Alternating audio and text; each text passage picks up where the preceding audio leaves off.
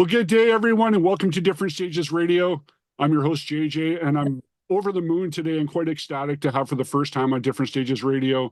You know him from Ozzy Osbourne. You know him from Whitesnake. You know him more recently from Bluish or Cult. You know, the Guess Who. And of course, Quiet Riot. Also author of Off the Rails, Aboard the Crazy Train in the Blizzard of Oz. My guest, Rudy Sarzo. How are you, sir? All right, JJ, I'm blessed. Sounds like that guy's been busy. Slacker, huh? Sitting around doing nothing. People ask me, well, what do I do for a hobby? Hobby? I mean, some people use music as a hobby if they happen to be a lawyer or a doctor or something. I do other people's hobbies for this. This is what I do. Because You know, different. It's play. We play. We don't work. I was doing a like a seminar with a class with high school kids over Zoom the other day, and one of the questions was which band that I like working with the best, and I go, work. We don't work. We play. It's all experience and learning, huh? Yeah, exactly. I mean, but I can see it in their faces, all the uncertainty about life and what they know what they want. It's just a matter of how am I going to get it? Right. Yeah, and that is the $64,000 question. That's how old I am. I remember that show. Well, speaking of age, not to age you too much, but does it seem really odd? Like, would you have thought 45 years ago that you would have come full circle back in Quiet Riot, doing tons of dates and being essentially the band leader? I will say, maybe you feel differently in that respect, but I would think you're the leader of the band. Is that fair? Well, my favorite bands is where there was really no leader. Everybody just knew what to do. And those who led, like Randy, he led by example. He didn't have to tell anybody what to do. I mean, if you just watch the guy, you follow him, you're gonna wind up in a good place, musically, career-wise, all of that. And so I, consider myself a leader. I mean, we'll have conversations and all the guys in the band have been around. And to me, the best kind of bands is, for me personally, is when I go on stage and my concern is me. That way I can really concentrate on what I'm doing. I'm not thinking about what everybody else is playing or not playing, or the quality of their performance. No, I've been in situations like that, unfortunately, but so I really appreciate it when I'm in a place like, let's say, with Quiet Riot, with Jizzy Pearl, who's been around since Love Hate, and Johnny Kelly from Typo Negative, and we got Alex, who's been in the band for over 20 years, and he was groomed by Kevin DuBrow, and I don't have to worry about them. I just me. This is so now I can really work on myself. It's not that I'm worried about myself. It's just that now, these are songs that we have all been playing for a while. And for me, the first time I played Slick Black Cadillac was with Randy Rhoads in 1978. So that's 45 years. And I'm not trying to reinvent the song. I'm just trying to get it right. Right. And every day is an opportunity to get it right. Say, yes, I nailed that completely, exactly the way it should be. And it's always a work in progress. We are the only art form that I can really think about that the performer, the creator of the art, spends the rest of their lives recreating the masterpiece. Touch-ups. Yeah, I mean, it's if you're a photographer and you take that snap, well, you don't have to go back there to whatever landscape you were and take it again. No, you just make copies. Right. But us as performers, I mean, you can do that with a record, but we're not just recording artists, we're also touring artists. So what you do is every single night you got to recreate that whatever, especially if you have success with it, which means then it's a masterpiece. because once you go to number one, you sell millions of records. Okay, it's considered for any musician in whatever genre, that's their masterpiece. So you need now, then you recreate. And what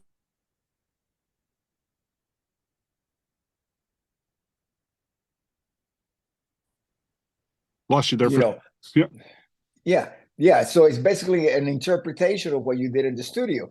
Because when you're in the studio, my experiences doing it old school, where everybody's playing at the same time, it's very clinical. It's like a lab. You have the engineer and you got the producer, like just listening to what you're doing and dissecting every part, and you might have to like punch in something and do a variation of what you originally intended to do. So it goes through all these filters. Then once it's recorded, you're beyond that filter. Now you're going to perform these songs live, and it's up to you to where you're at with your musical knowledge to actually shape it a little bit different or leave it as it is, but just like, perfect it, the delivery. But the most interesting part of it during the recreation is that you're going to be recreating it in front of an audience for the first time. Now you're going to be performing the song, not just getting it down on whatever format, whether it's on tape or a hard drive or digital. Now you're going to be performing it in front of an audience, and this is your only chance. You can make a record, and that record can get played on the radio, and if the certain person didn't like it the first time, familiarity will make you like the song, because now all of a sudden, man, I hate that song. It's kind of like an earworm. I can't get rid of it. It's in my head. And then before you know it, you're buying the record. So now you like the song, which is one of the advantages of, getting on the top 40 on radio in the old days was. If you like the song now, give it another listen. you might be in a better mood. Yeah, totally. But that being said, with you being in front of an audience, though, for the playing these songs live for the first time, going back then when you're doing the Diary tour and you're playing stuff that's not your stuff in front of a crowd for the first time, that must be extremely overwhelming. At least you had the anchor of Randy with you. That was probably nice support, and totally without him, you probably wouldn't have got that gig. But that must have just really odd setting to be in that situation suddenly. Can you describe that at all? Yeah, well, actually, my first tour with Ozzy was the Blizzard of Oz tour. Right. Diary was for the second record that we were touring on. I mean, by Diary, I was used to being in the band. I mean, this was my life. This is what I knew. You go on stage with Randy and Ozzy and Tommy Aldridge, and I can't think of a better combination of musicians to go on stage with. And that became my norm. And then when Randy passed away, that took the joy of making music for me completely, which is is the top reason why I returned to it was called Dubrow. When Randy left the band, it became Dubrow.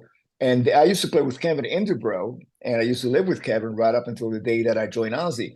Then when I returned, it got renamed Quiet Riot again. And if anybody doubts it, there's a YouTube video from an MTV interview that we did back in the day with Martha Quinn that Kevin says that the way it was. Once Rudy returned to the band, we call it Quiet Riot, because now you got two guys from the Randy Rhoads version of the band in the band. Yeah.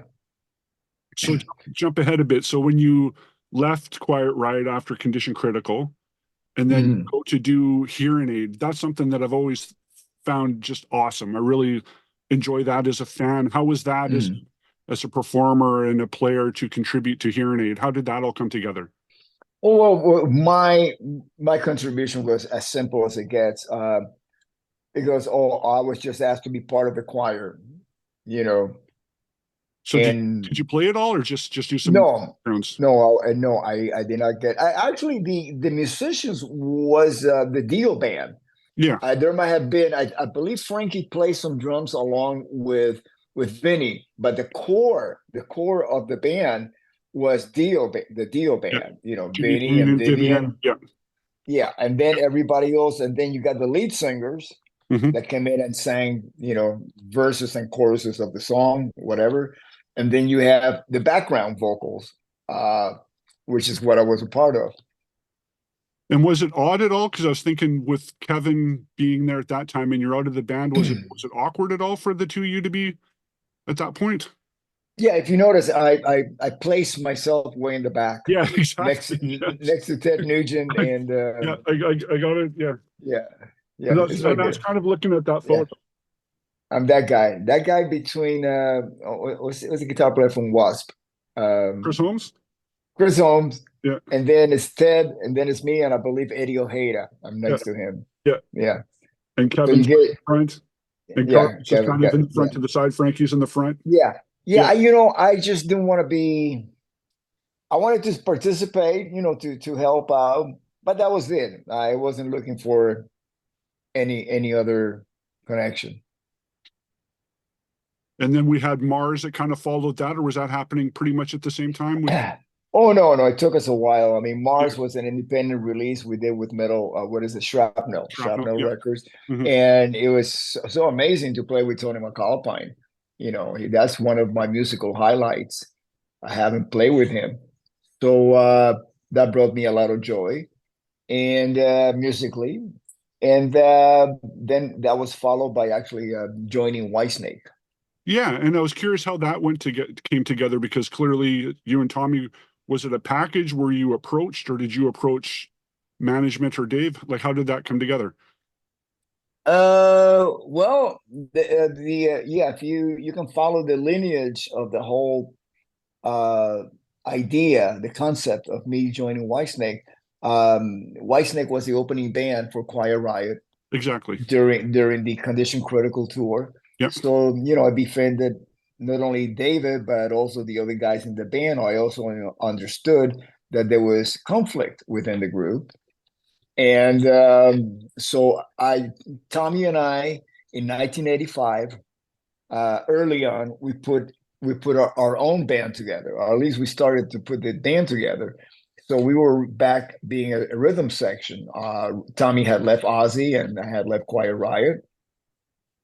So we get a phone call from management, for the Whitesnake management, to go down and meet with them, and they offer us the position, rhythm section. This is before the '87 record was even written.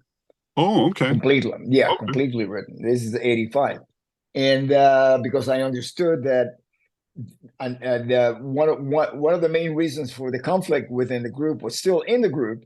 I declined, to go from one situation to joining another one. I didn't want any more conflict in my life, and so I declined. And then a couple of years later, they called us again, but this time the record was done, and they wanted us to come down for the Still of the Night video. And as soon as I found out that the conflict was not there anymore, I said, yeah, okay, now we're talking. Okay. I'm in. And that led into Slip of the Tongue, I thought that was a great record. It was a great record. It was really interesting, because the original intent of the record was more of a bluesy version of what came out once Steve Vai joined the band. Because we did pre-production with a bit with Vivian, and then Vivian was gone, and then with Adrian, who co-wrote the majority of the music with David, and then Adrian got injured during the making of the record, and then he couldn't. Yeah, he got injured before his rhythm tracks were done. So we had to take a small break until we solidified Steve Vai being in the band, and then it became like a big push to finish the record. We had two producers working at the same time, finishing the tracks, because we had a delivery date. Which was recorded, or at least a good chunk of it, where I'm located in Vancouver, British Columbia, Canada. Did you lay down any tracks up here, or was that all done in California or elsewhere? Where did you record? It was done in the rhythm track. The basics were done in Reno at a place called Granny's. Okay. Recording studio. And then They moved down to two studios. One of them, Steve Vai's studio, Hmm. is on the Enterprise, and then the other one was Goodnight LA, Keith Olsen, because we Okay. had two producers, Mike Klink, who started the record, and then Keith Olsen came in to start working on the vocals and keyboards. Goodnight LA, he had also done the '87 record. Right. Keith Olsen in his own Yeah. studio, so he was very. David was very, it was kind of like we were trying to like pick up the pace, gain the time that we lost in between Adrian getting injured and Steve Vai coming in. And then after that was when Manic happened. That was short lived. Do you feel that there was just maybe, was that just something that wasn't meant to be, or just bad timing, or? No, Manic Eden happened later on. I mean, we're talking about the Yeah, that's like release of 94, 5, yeah, 94. 93, 94, Yeah, something like that. yeah. I think it was 94. Uh, yeah. Uh, I mean, that was another, you know, that was again, it became, I mean, it's really an independent release because originally it was going to be a Japanese deal with JVC, and then it got released in France. I think it might be getting re-released again somewhere in Europe. And I had a lot of fun making that record. First of all, I'm playing with Adrian and Tommy again. Hmm. And the original singer, it sounded too much like Whitesnake. So we had the singer from Little Caesar come in, and he did a beautiful job because he rewrote all the melodies, the vocal melodies and the lyrics, and just made it sound more modern. So I think it was a really beautiful mix. And did you do any shows at all, or was it just the album? We just did some in France. They got these. They're kind of like Tower Records. They're called Fanacs, Okay. FNAC. So we did a few of those unplugged acoustic sets. Nice. Yeah, the food was really good. Well, France, really crucial. France. I mean, yeah, Yeah. very crucial. Yeah. But I also wanted to jump back to so 40. It'll be 40 years ago this May when you were played in Vancouver on the Love at First Sting tour with Scorpions and two Canadian bands, Helix and Kickaxe. And I was wondering if Hmm. you had any memories of that tour and anything in particular of Kickaxe and Helix, just being some homegrown talent, because you have a lot of connections with Canada, which we can also get to with Guess Who, Yeah, Sass Jordan. absolutely, Yeah. absolutely. Well, first of all, we always love, no matter what band. I personally love touring in Canada. To me, Canada is like it's a very safe United States. I feel very safe when I walk down the street, either in Calgary, which I spent some time out there because I'm part of a charity organization, which is Calgary based. It's called Benevolent Artists National Charity Bank, and we work a lot with different charities within the country, and we've raised over $5 million. Awesome. Yeah, That's by great. now. So and one of we support big time the National Music Center, which is based out of Calgary, and we've done shows there and charity events. So I spend a good portion of the every year in Calgary. Um, so yeah, is that the one that we did at the what's it in Toronto at the baseball stadium? There's one you did there, yes, but I wasn't at the one in Vancouver. I'm just aware of the one that happened. It was in the dates May 2nd. It was a Friday, 1984, at the Pacific Coliseum. Scorpions, Quiet Riot, Helix, Mhm. Axe. And I know there was multiple dates, of course, throughout North America. And just curious if you have any memories of that tour, and in particular, just because of Yeah, the connection with Helix and Kickaxe.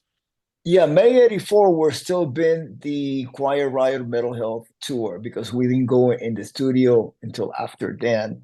And then Condition Critical came out in '84, but around September, October, around that time. The third quarter, as a matter of fact, it was the third quarter of the calendar year.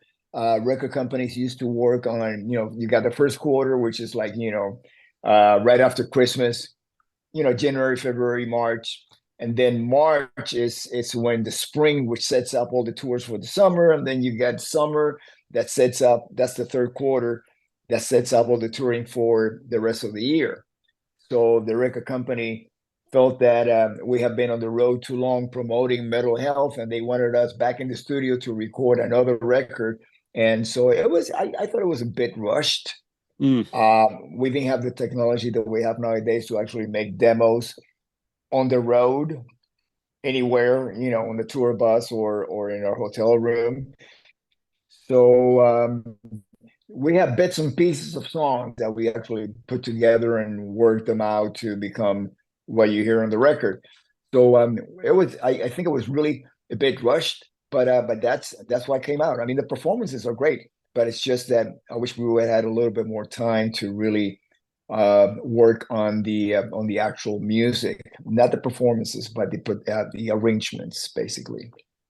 And does it seem a bit, you look back at that time, or say if there's people that might now be, say, 20, 25 years of age that weren't around at that time, just as far as fully being able to comprehend the video age and the touring age, that period from 81 or so, you starting with Ozzy through Condition Critical, so much had happened in a 4-year gap, from the various tours to the various albums. Like I can't even process that. And I'm wondering if you've ever had a chance to really kind of soak that in, like what all that was done in that period of time compared to now, that it seems, I don't know if it's for you as well, but like 3-5 years can go by and it's really nothing. But 3-5 years, 40 years ago was a chunk of time.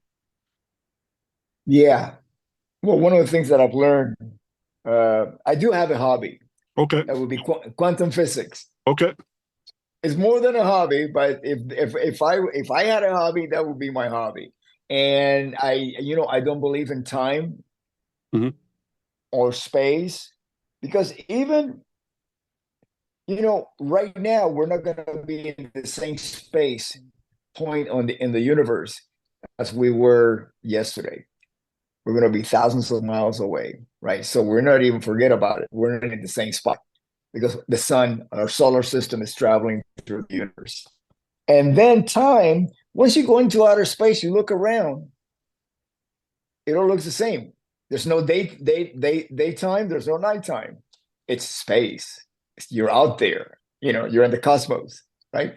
So it's this whole thing about time, time became really important when the railway system began, because people had to be at the station to get the train. And that's when you have, like, you have the those pocket watches that the conductors wore to check what time you're going to leave and what time you're going to get there. And then all the clocks around town. I mean, we're talking about small towns, not big cities that like we have today, so it was very accessible. And prior to that, it was the bells, the church bells, but that was pretty much local time, not a continuous time according to the railway system, which is when the train is going to get there and depart.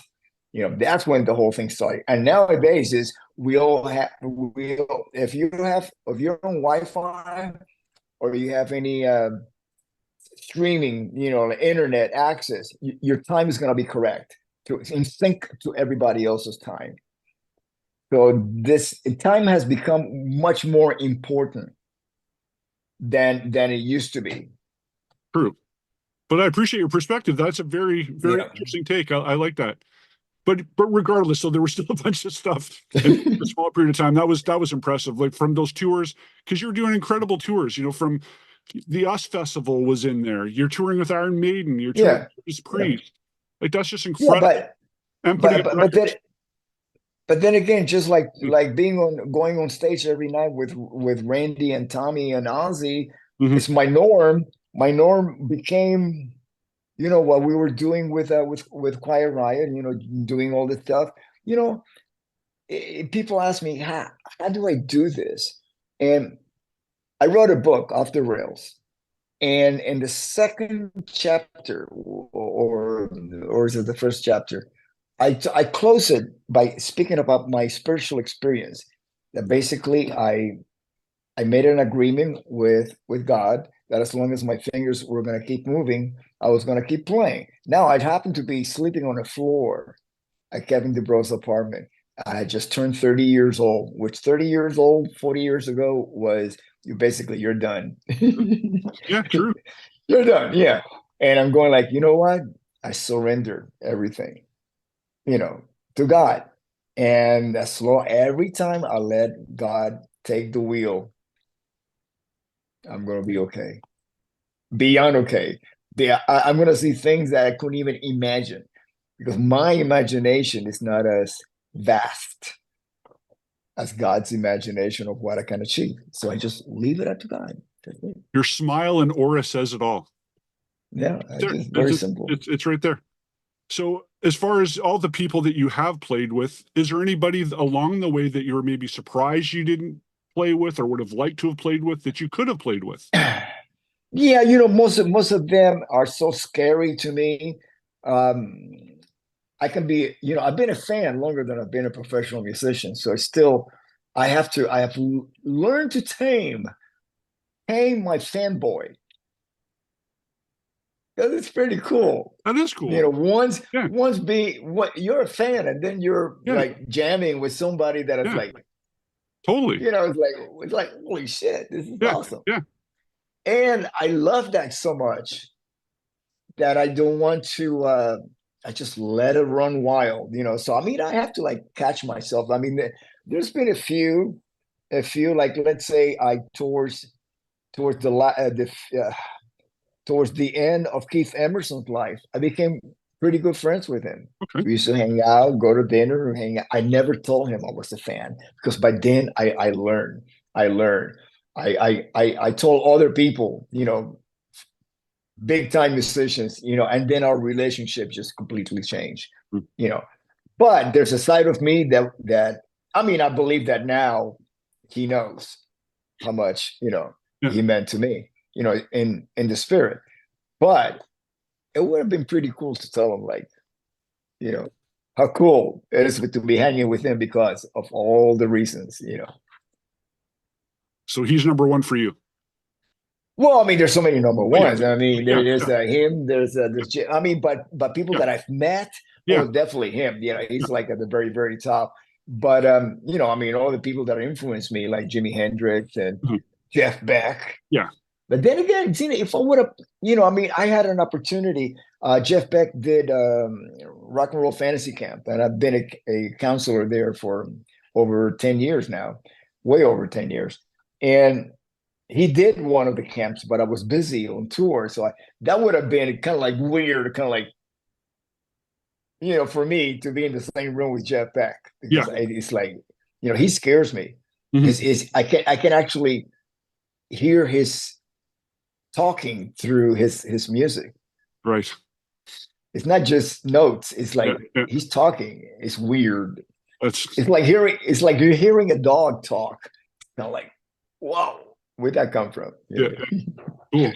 And then I also wanted to know any albums or songs you've worked on that maybe, you wish had more of a chance, that maybe have been overlooked over the years. It's like, oh, I wish that was a bigger thing or should have been a bigger thing. Something that people should go back and revisit.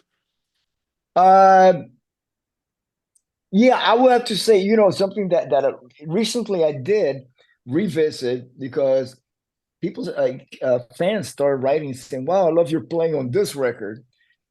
And they have a completely different perception of, like, let's say, Speak of the Devil, the Ozzy re-recordings of Black Sabbath songs.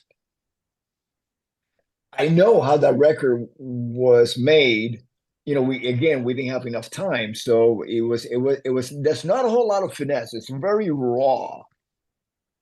It's not very polished or plain, but there's a lot of attitude and a lot of almost like crisis going on stage because we're not very familiar with this music. We're just there's a degree of winging it, and there's a degree of like survival mode that you're playing on. So you're just giving it everything you got, and you're concentrating. You're hyper focused on what you're doing, but there's a bit of you that you're so hyper focused that you just don't know what's going to happen next, And so it's a very dangerous performance. Dangerous meaning that there's no safety net. Okay. Completely. We were told on the way to the stage by Sharon, boys, there's not going to be any overdubs. I swear. So you better play really nice tonight. Thank you.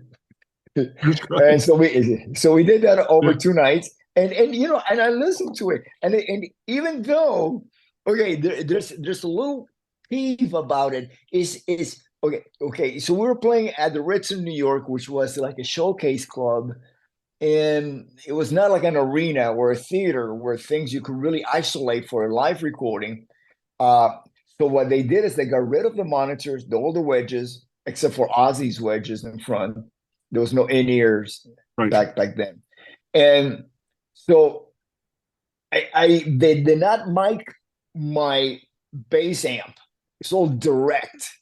So fortunately, I was playing an instrument with a preamp. I was using Bartolini pickups with a preamp. So that gave me extra oomph, dirt, growl, compared to, like, say, if I was playing with a passive, like, let's say a jazz bass, Fender jazz bass, would have been much smoother.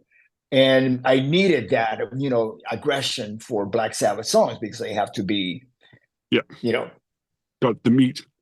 Yeah, it has to have a lot of meat to it, yeah. And so nowadays they fix that with plugins. They'll do an emulator on a plugin and they make some Pro Tools and give you the sound, make you sound like you're playing through an amplifier. Right. It sounds a little bit dry. There's not a whole lot of sustain or compression. I would have loved a little bit more compression in there. So it is as direct sounding as you're going to get, which was not exactly what it sounded like on stage, but it wasn't mic'd on stage. Yeah, it worked. It worked. Yeah. So I wanted to hit you on one other question or related. You love dogs. Yes. Yes. Tell me about your dogs. And cats. Dogs are the best, aren't they? Well, we can learn so much from our little furry babies. It's unconditional with them. I mean, if you love them, they'll love you back, and no matter what's going on in your life, it has nothing to do with pure love. No matter what happens, it's as long as you do not mistreat them, of course, but they'll always be there, and they're very sensitive.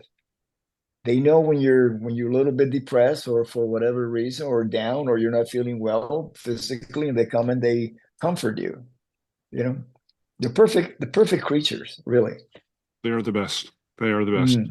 Yeah. Well, I appreciate you taking the time today and giving some great insight to the career that is Rudy Sarzo. By all means, I want to let everybody know Quiet Riot is going to be playing. Well, they're playing everywhere. They're doing multiple dates, but they're going to be in Vancouver, where I'm located, February 24th at the Great Canadian Casino, Vancouver, in Coquitlam, British Columbia. We have a pair of tickets to give away on differentstagesradio.com. We won't be giving those away until a couple of days before the show. So you have easily a month now to get some tickets in your pockets to go see this lineup. What can you tell us quickly about this lineup? Again, we got Jizzy Pearl on vocals, we got Alex on guitar, we got Johnny Kelly.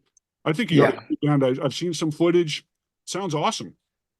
It's an awesome band, and a really awesome band of brothers. That is so important. And it's just, we hit the road, just the 4 guys. And it's great. That's awesome. It's like a road trip.